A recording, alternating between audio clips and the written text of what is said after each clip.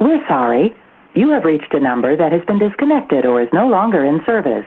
If you feel you have reached this recording in error, please check the number and try your call again.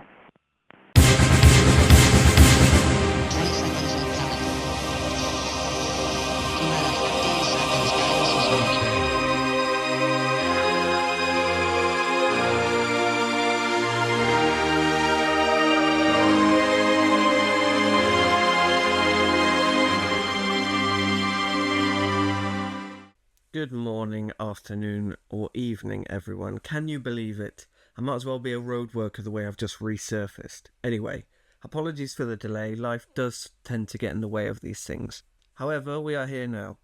I also watched fuck all in April. I was really off my game. On a positive note, this won't take up much of your time. Shall we begin?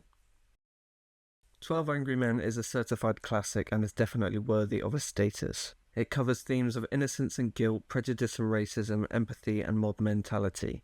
It has very wooden acting due to the time, but it's 90 minutes. It does feel quite a lot like a GCSE case study. The core themes are laid on pretty thick in places, but it's still very good. The Zone of Interest was one of my most anticipated releases of last year. It took me fucking forever to find somewhere playing it. Beautiful colours and framing, and the shades of All Quiet on the Western Front with the score. A top-down look at culpability and willful ignorance. I need to rewatch it with bigger speakers. I was really looking forward to rewatching Poor Things, so I held off for a couple of months just so there would be limited recency bias. Whatever you think of the content of Poor Things, it's incredibly creative and I'm glad we have artists that love their work. Ain't nobody else doing shit like this. Back to Black was actually not as bad as I was expecting. It will get a lot of flack for just being made by Sam Taylor Johnson, but it was fairly decent in my opinion. I definitely won't rewatch it, but I don't hate it. Venom is absolute shit, but it is fairly entertaining. I think there's definitely some watchability to this. It's not as bad as I perhaps expected it to be.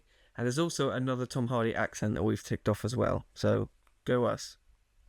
I thought The Highwayman was actually solid. It's one of the few Netflix stamped originals that isn't complete AIDS. It's got sharp cinematography and the score is great. I do like the performances. It runs a little long considering we know where the story is headed, but it was a good time.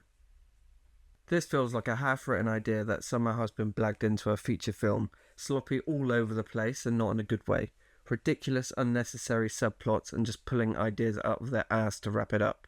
Some fairly surface-level questions are asked in reference to artificial intelligence, consciousness and violence and crime, which I thought were valid and there are some sweet moments, but a lot of it was pretty poor in my opinion.